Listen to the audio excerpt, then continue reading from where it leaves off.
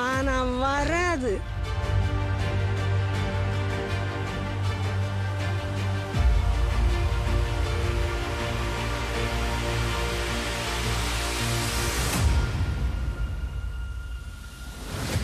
Madurai AIIMS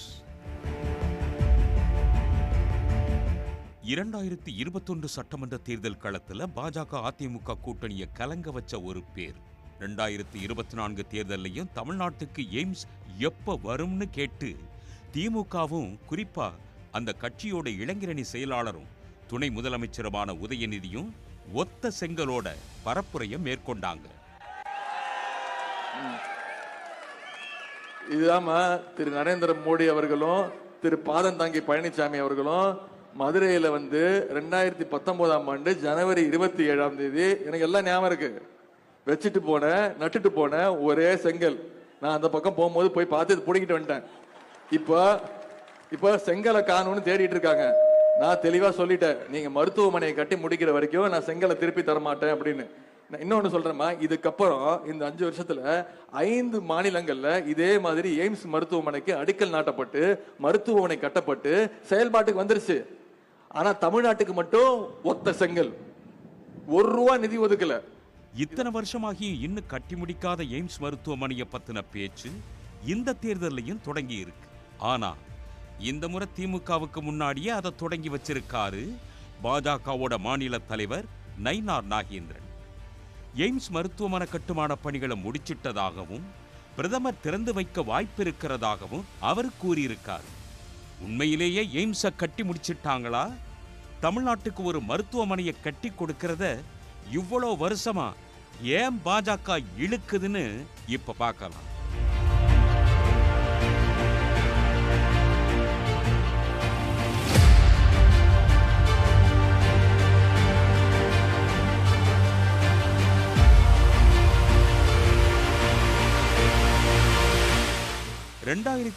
பட்ஜெட்லயே AIIMS பத்தின அறிவிப்பு வெளியானாலும் அப்ப இருந்தே பல காரணங்களை சொல்லி இழுத்தடிக்க தொடங்குச்சு பாஜக அரசு.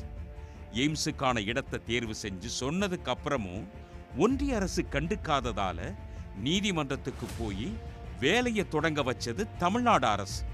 அப்படி இப்படின்னு ஒரு வழியா 2019 தேர்தலுக்கு சில மாசங்களுக்கு முன்னாடி பிரதமர் மோடி நேரா வந்து அடிக்கல் நாட்டினார். 45 மாசத்துல பணி முடியும்னு சொன்னாலும் அடிக்கல் நாட்டும் போது வச்ச ஒத்த செங்கல் துணைக்கு கூட இன்னொரு செங்கல் இல்லாம ரொம்ப நாளா தனியாவே இருந்துச்சு.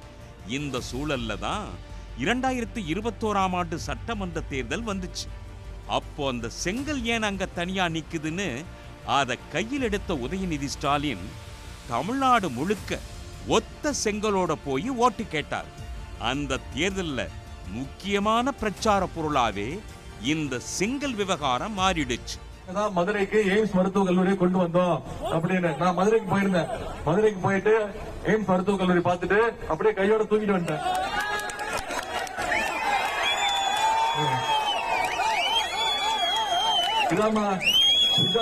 மோடி அவர்கள் மதுரைக்கு கொண்டு வந்த எய்ம்ஸ் மருத்துவக் கல்லூரி. நாடாளுமன்றத்திலையும் திமுக கூட்டணி எம்பிங்க தொடர்ச்சியா கேள்வி கேட்டதால கட்டுமான ஒப்பந்தத்தை ஜப்பான் கம்பெனி கிட்ட கொடுத்ததாகவும் 2026 கட்டுமான பணி முடியும்னு சொன்னாங்க ஒன்றிய அரசு. 2022 தமிழ்நாட்டுக்கு வந்த அப்ப பாஜகவோட தேசிய தலைவராயிருந்த நட்டா எய்ம்ஸோட பூர்வாங்க பணிகள் 95% முடிஞ்சிருச்சுன்னு சொல்ல, அப்படியா நாங்க எதையும் பார்க்கலன்னு மதுரையிலிருந்து குரல் வர நட்டா சொன்னதை தப்பா புரிஞ்சுக்கிட்டாங்கன்னு பின்வாங்கினாங்க பாஜக. இப்படி பாஜகவுக்கு நீண்ட தலைவலியா மாறுச்சு எய்ம்ஸ் மருத்துவமனை பிரச்சனை. பேசாம அந்த கட்டடத்தை முடிச்சா எந்த பிரச்சனையுமே இல்லைன்னு யோசிக்கிறதுக்கு பதிலா வேற ஒரு திட்டத்தை யோசிச்ச ஒன்றிய அரசு கட்டாத எய்ம்ஸ் மருத்துவக் கல்லூரிக்கு மாணவர் சேர்க்கையை நடத்துச்சு. கட்டடமே இல்ல, இதுல மாணவர்களுக்கு எங்க போய் வகுப்புலாம் நடத்துவாங்கன்னு எல்லாரும் யோசிக்க, மதுரைக்கு மிக அருகே 100 கிலோமீட்டர் தூரத்தில் இருந்த ராமநாதபுரம் மெடிக்கல் காலேஜில் ஒரு பகுதியை இதுக்குன்னு ஒதுக்கி வகுப்பு நடக்க தொடங்குச்சு. இன்னொரு பக்கம் எய்ம்ஸ் கட்டடமும் ரோடு ரோலர் வேகத்துல ரொம்ப பொறுமையா போயிட்டு இருந்துச்சு. 4 வருஷமா இப்ப போயிடலாம், இன்னும் கொஞ்ச நாள் தான், அடுத்த பொங்கல்ல தொடங்கிடலான்னு சொல்லிக்கிட்டே எய்ம்ஸுக்குள்ளேயே போகாம எய்ம்ஸ்ல படிச்ச மருத்துவர்களா அவங்க வெளியே போக போறாங்க. இந்த மாதிரி சூழல்ல தான் இது என்ன மெடிக்கல் மிராக்கிளா இருக்கேன்னு எல்லாரும் யோசிக்கிற மாதிரி மதுரை எய்ம்ஸ்ல இதுவரைக்கும் கட்டி இருக்கிற கட்டடத்துக்கெல்லாம் பெயிண்ட் அடிக்கிற வேலையை வேக வேகமா பார்த்துக்கிட்டு இருக்காங்க. என்னதான் வேகமா பணிகளை பண்ணாலும் வேலைகள் 65% தான் முடிஞ்சிருக்குன்னு கூறப்படுது. 60% பணிகள் முடிஞ்சிருக்கு. இதில் வந்து பார்த்தீங்கன்னா இறுதி ஆண்டு மாணவர்களுக்கு வந்து பயிற்சி மருத்துவமும் விடுதியும் கல்லூரி விடுதியும் சொல்லியிருக்காங்க. அதாவது ஓபி மட்டும் பார்க்குற மாதிரி சொல்லியிருக்காங்க. அது சாத்தியமான்றது எங்களுக்கு தெரிய வரல. ஏன்னா அரைகுறையாக வந்து பணிகள் முழுவதும் நிறைவடையாமல் அரைகுறையாக வந்து பார்த்து ஒரு அவசரம் அப்படின்ற பட்சத்தில் ஒரு ஆப்ரேஷன் தியேட்டரோ இல்லை ஏதோ ஒரு எமர்ஜென்சி வேணும்னால் அவங்க திருப்பி மதுரை ஜிஹெச்சுக்கு தான் யாராக இருந்தாலும் ரெஃபர் பண்ண போகிறாங்க. அப்படின்றபோது எய்ம்ஸுன்றவுடைய கான்செப்டுன்றது விஷயமே மாறிடுது. அதனால் முழுமையாக நிறைவடைந்த பிறகு திறந்தால் சிறப்பாக இருக்குன்றது தான் சமூகங்களுடைய கோரிக்கையாக இருக்குது. அவசர கதியில் எலெக்ஷன் வர்றதுக்காக வந்து இவங்க நாங்கள் எய்ம்ஸ் திறந்துட்டோம், யாரும் கேள்வி கேட்கக்கூடாது அப்படின்ற ஒரு எண்ணத்தில் திறக்கணும்னு நினச்சாங்கன்னா அது பாதிப்புக்கு தான். ஏன்னா கட்டடப்படி ஒரு பக்கம் நடந்துகிட்டு இருக்கோம். ஒருத்தர் அப்போ தான் எமர்ஜென்சியாக ஒருத்தர் தூக்கி கொண்டு போயிட்டு இருப்பாங்க. திடீர்னு ஏதாவது ஒன்று விழுந்துருச்சுன்னா அரசாங்கம் பொறுப்பேற்றுக்குமா முடியாது. அதனால் முழு பணிகள் மற்ற மாநிலத்தில் எப்படி முடிச்சுட்டு நீங்கள் திறந்தீங்க அதே மாதிரி தமிழகத்திலும் மதுரையில் வந்து எய்ம்ஸ் வர்றது நல்ல விஷயம் இல்லைன்னு நாங்கள் சொல்லலை. விரைவாக பணியை முடித்து எலெக்ஷனுக்கு அப்புறம் கூட திறக்கலாம், தப்பு கிடையாது. முதல் தடவை பிரதமராயிருக்கும் போது மோடி அடிக்கல் நாட்டின கட்டடத்தோட கட்டுமான பணிகள் 3வது தடவையா அவர் பிரதமராயிருக்கும் போதும் முடியல.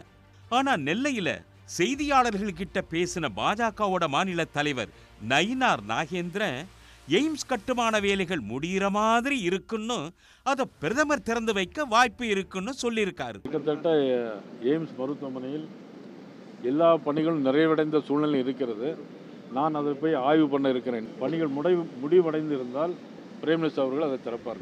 நயினார் நாகேந்திரன் பேசினதுல கட்டுமான பணியெல்லாம் முடிஞ்சிருந்தா மோடி திறந்து வைப்பார்னு சொன்னது பல கேள்விகளை எழுப்பி இருக்கு.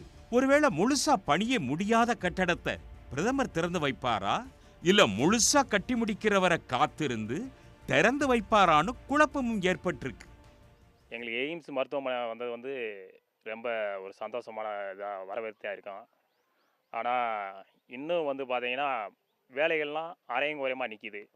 அது வந்து முழுமையாக விஷயங்களை எல்லாமே முடிச்சுட்டு ஒரு திறப்பு விழா வச்சு நடத்தினா இன்னும் எங்களுக்கு ரொம்ப சந்தோஷமாக இருக்கும். நாங்கள் இன்னும் வரவேற்பு கொடுப்போம். பகுதியாக நிற்கிறதுனால கொஞ்சம் மனசு வருத்தமாக இருக்கு. ஒவ்வொரு தேர்தல் நேரத்திலையும் ஒரு செங்கல் தங்களை பாடா படுத்துறதால இந்த தேர்தலுக்குள்ளாவாச்சும் அந்த செங்கலை வச்சு கட்டடத்தை கட்டி முடிச்சுடலான்னு பாஜக திட்டம் போட்டிருக்கு. ஆனா தேர்தல் நடக்க கொஞ்ச நாள் இருக்கிறதால பாஜகவுக்கு எய்ம்ஸ் விவகாரம் நிம்மதியை தருமானு பொறுத்து இருந்துதான் பார்க்கணும். வரும் ஆனா வராது. உடனுக்குடன் செய்திகளை தெரிந்து கொள்ள சன் நியூஸ் பெல் ஐகானை கிளிக் பண்ணுங்க.